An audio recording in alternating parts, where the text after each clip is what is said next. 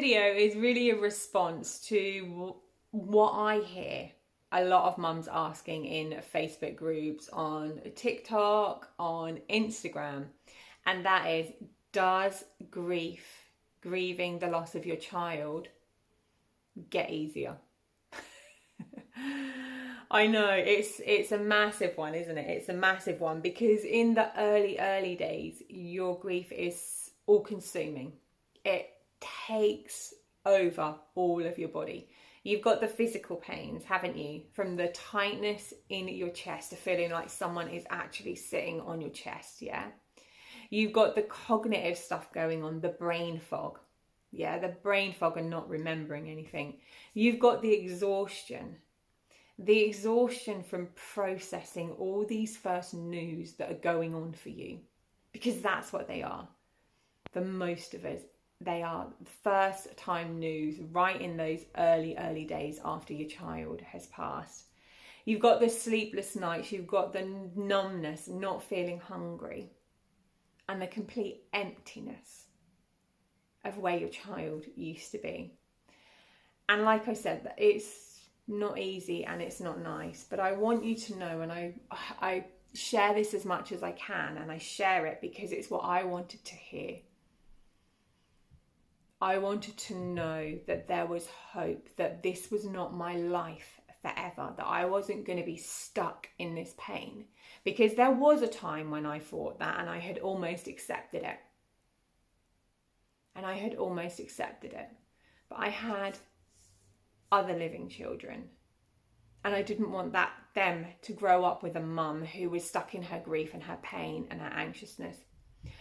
I also, another massive pull for me was that actually I did not want Chloe's existence, Chloe's life, Chloe's death to mean all of this pain. I wanted to reconnect with the joy, the happiness that her life, her creation brought to my life, and is still out there, I believe. And from that day on, I took a pledge. I pledged to her, I pledged to myself, and I pledged to my children and my family that I would go out and find a way to make it better. I didn't know how to do that at the time, because everywhere I was looking, there was just mums 4, 5, 10 years later, still in this deep pain, in this deep anger. And I didn't know if it was possible to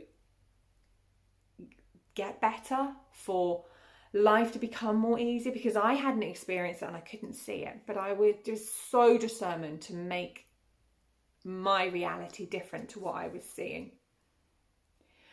And the 3 things that I learned that you have to do to be able to do that is 1, walk with your grief, walk with your pain. Yeah, you cannot avoid it. It will come up at some point. And the sooner you sit with it and you start having a conversation with it, the sooner you can start popping those triggers that are triggering you off everywhere.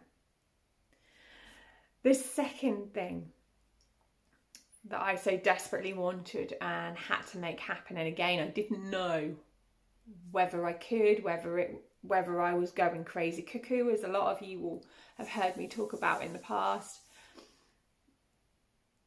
was having a mother-child relationship. Because me and Chloe, I'm still her mother and she's still my daughter. She's just not here in her human, and I so desperately wanted that.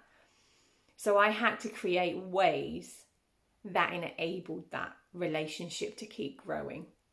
And that has also been a part of my grief and my pain. And that leads us really nicely on to the 3rd step, is taking action. Yeah, we know that time doesn't heal wounds. We know that. But action starts helping you to burst them. And I click my fingers to that, because that's all them triggers going off, isn't it? And we have them. But until we start to explore them, things aren't going to be improved in any way, shape or form.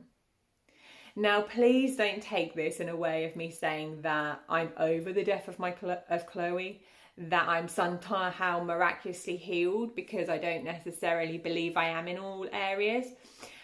And also because I know that my grief is still very much a part of my daily life.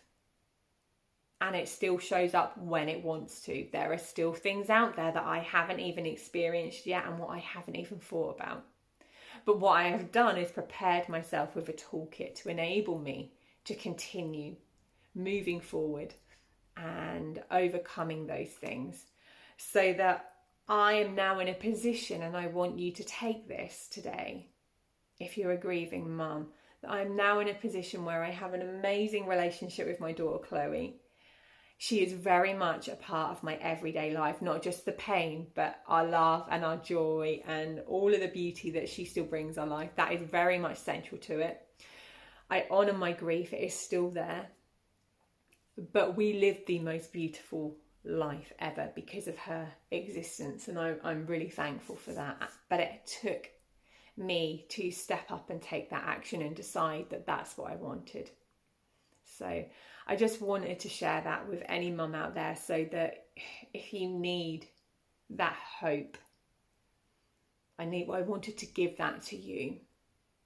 I don't know when it's going to happen for you or how long it's going to take, but it will. Okay? So they were my 3 tips for you. Again, if you have found this video useful, please do subscribe, because I love just being able to help and support other mums like you and like me who have found ourselves in this awful club.